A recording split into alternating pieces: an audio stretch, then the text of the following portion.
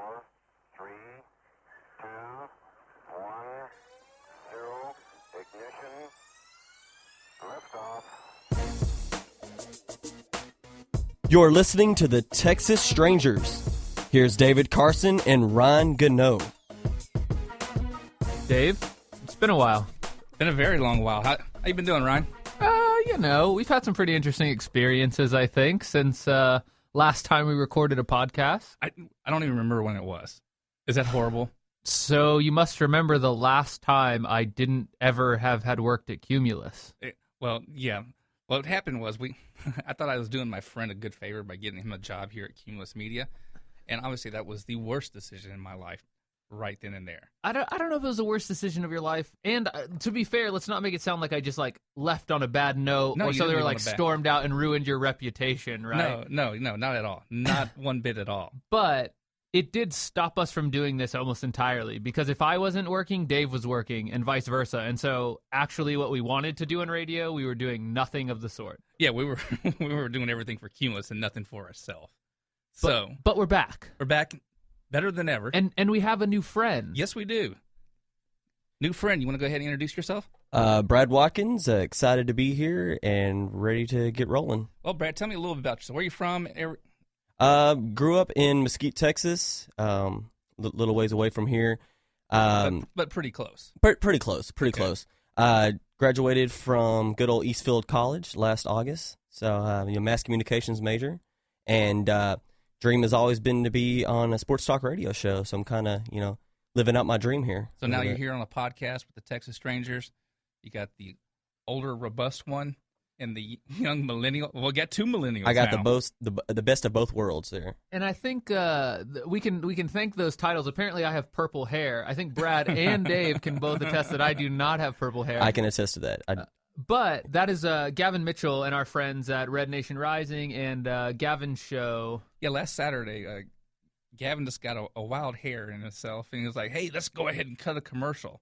So within 5 minutes, we cut a commercial for the Texas Strangers.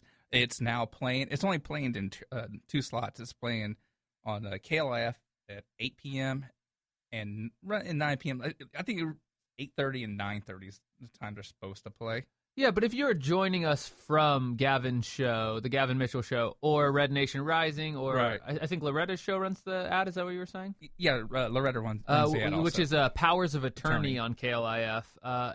If you came here from there, thank you so much for tuning in and giving us a shot.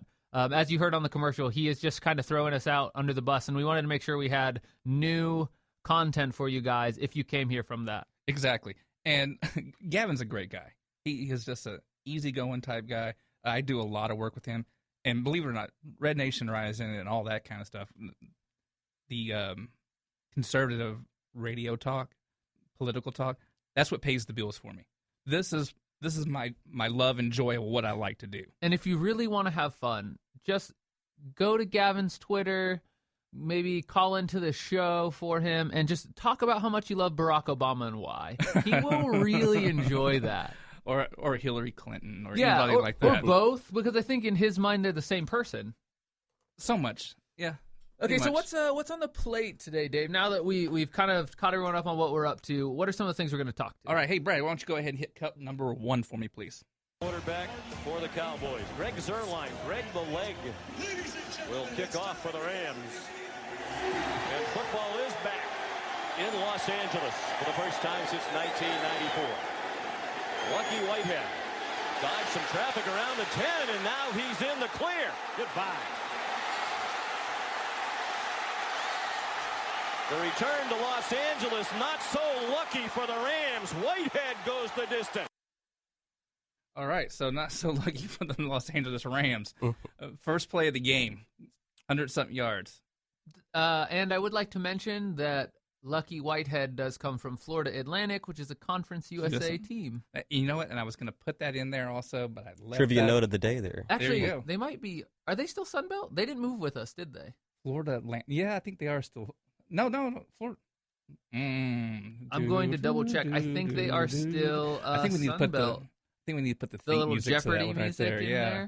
there. Florida. No, I think they're Sun Belt. They didn't come back over. Yeah, I don't think they warrant moving up. Like us great 1-in-11ers at North Texas.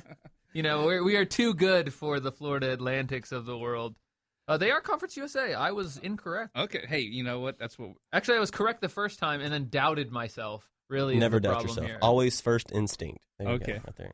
So as we're going along, they're back in the Coliseum, the Los Angeles Rams. Right, L.A. baby. L.A. Now, Brad, go ahead and get ready. There's a fight night cut on there. What we're gonna see, or we're gonna hear it. Excuse me, but I went to Deadspin.com. Okay. And go ahead and hit that, Brad, when you have a chance. Just go ahead and pot it down just a little bit, and we can talk over it. Near the top of the Los Angeles Coliseum, some Rams fans and some Dallas Cowboy fans decided to really inaugurate the Coliseum back into the NFL. Now, what you're hearing is this Los Angeles Ram fan went up and shoved a Dallas Cowboy fan, and two Dallas Cowboy fans put a working over on this boy. So while all this is going on, Jared Goff's down on the field. And guess what happens to Jared? Anybody know what happened to Jared Goff that day during that game? Injuries. Same thing that happened to Carson Wentz. Exactly. Go ahead and pod that down just a little bit. So, first off, I don't understand why you would go to an NFL game, sitting near the top of the stadium and get in a fight. Well, first let's talk about how that kick return is just a giant bit of karma for them leaving St. Louis in the lurch. The Right. Rams just picked up and moved another. Well, they did the same thing they did the same thing when they left L.A.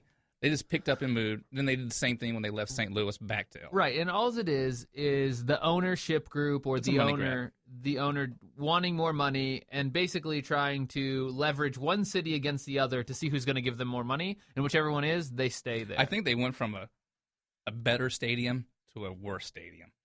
Are you talking about the Los Angeles Stadium now is worse? Oh, yeah. Yeah, because it's dated. It's one of the Olympic stadiums, 1984. Right? Yeah, the 1984 Olympic stadiums. I mean, you look across the bay and you have San Francisco and their brand new state-of-the-art stadium. Well, we can't look across the other part of the bay and say the Oakland Coliseum is any better. So True. Or what San Diego plays in. Apparently, the Oakland-style fan has moved into California pretty heavily into Los Angeles because of the type of fighting at the top. Right, exactly.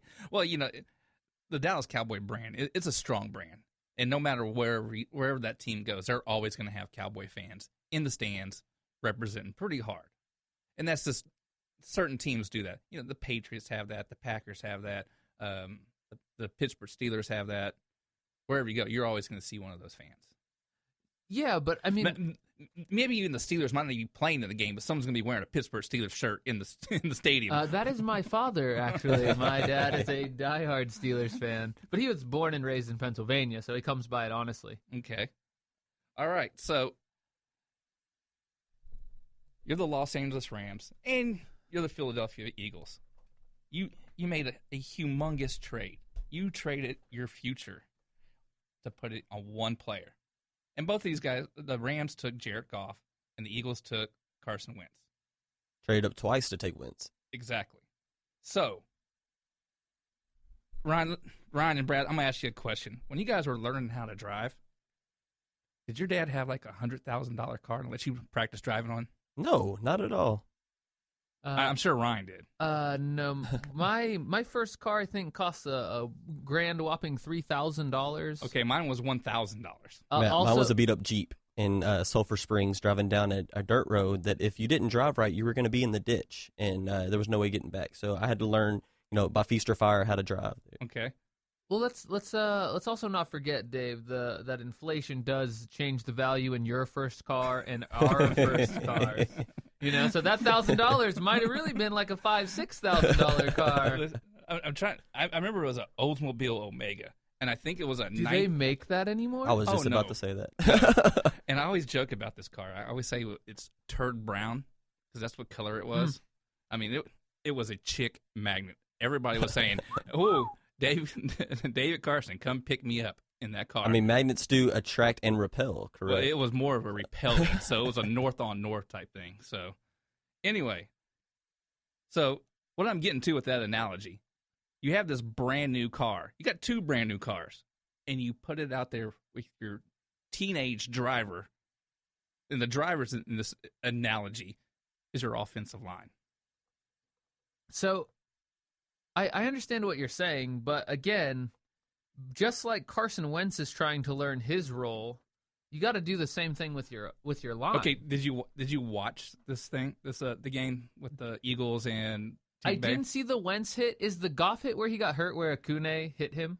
I believe so, yes. Okay, so a little North Texas pride here. Got to throw that in. Derek Akune, shout out for the hit on Goff.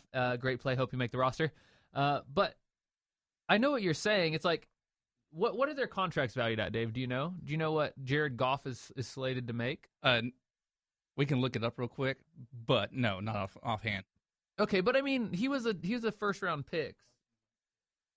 So he had to make some pretty good change here, right? Like you said, it's an investment. Not only is he valued because of what they're going to pay him, he's also valued because of the picks that they traded. Right.